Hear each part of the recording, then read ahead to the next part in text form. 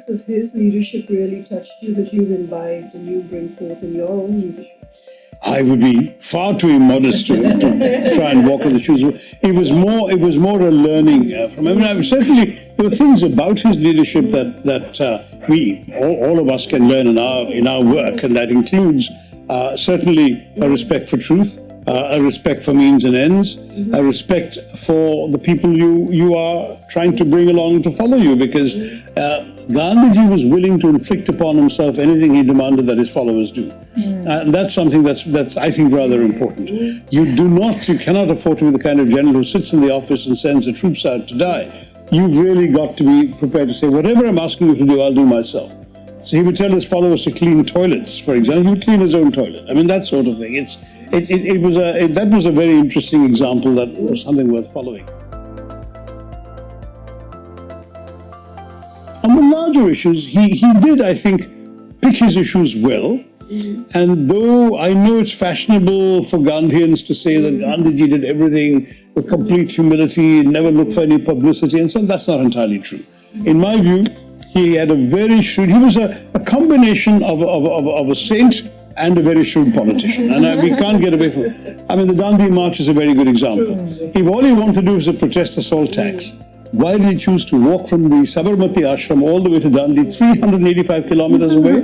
Because he knew that as he walked, people would follow him, the press would gain interest, there would be publicity, and by the time he ended up on the coast and violated the salt laws, and making his protest, the whole world's attention would be riveted, and that's exactly what happened. So Gandhiji understood that the power of his moral kind of opposition to British imperialism lay partially in his ability to shame the British.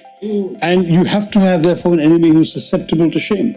Here you need a country with a free press, the media will be reporting all this, the government is accountable to the public opinion, they're suddenly going to see all this stuff happening, they're going to say, oh my God, how can we do this to this saintly old man? So he was aware of that. And when you shame your oppressors with their own brutalization, that means inflicting suffering on yourself, right? So first time at the famous Champaran agitation, he goes to the judge and he shocks the judge by pleading guilty, and then says to the judge, please impose upon me the most severe punishment that you can possibly imagine. The judge is bewildered. Everyone tries to get their sentence reduced or whatever, and they of course claim they were not guilty. He says, look, the fact is, I believe your law is immoral. It's an evil law. It's unjust. I take pride in violating your law, and because your law is bad, you may as well inflict a bad punishment on me. And that sort of thing, no one had done this. I'm not sure I could do that so easily, frankly, but I would say that it's inspirational that he was able to do that.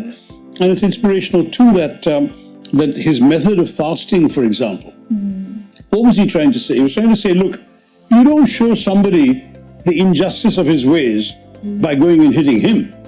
You show him the injustice of his ways by inflicting suffering on yourself, by demonstrating to him how much this injustice means to that you are willing to suffer for it. So it's counterintuitive. You really have to have one of the most original political minds on the planet to think that way.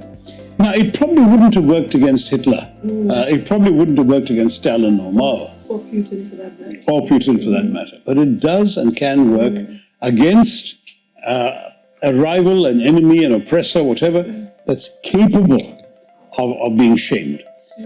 Which is why, in some ways, perhaps for the Palestinians today, in challenging a country that is proud to be a democracy with a free press and so on, they might have been better off with a peaceful satyagraha type movement against Israeli occupation than with sporadic violence, which only gets the Israelis all the more inflamed.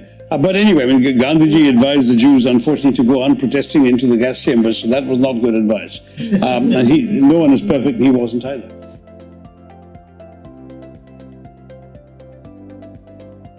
But what I liked about his continuing impact is how many leaders around the world in very, very dissimilar situations have been inspired by him.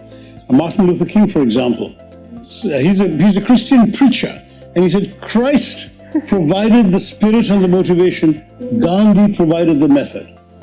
And that was an interesting, and of course, Martin Luther King became the best known exponent of Gandhian nonviolence afterwards. Then you've got people like Rigoberta Menchú in Guatemala who won the Nobel Prize, or Adolfo Esquivel in Argentina. These are people with very different cultural and political contexts and very different rivals. But everyone's taking different things. No, I think in many ways they learn two or three things. Use your own suffering to shame your oppressor. Use the truth as your best defense, your best shield. Make sure that you channel your protest non-violently so that you don't discredit yourself morally by doing the wrong thing. All of these things are Gandhian insights into the politics of resistance.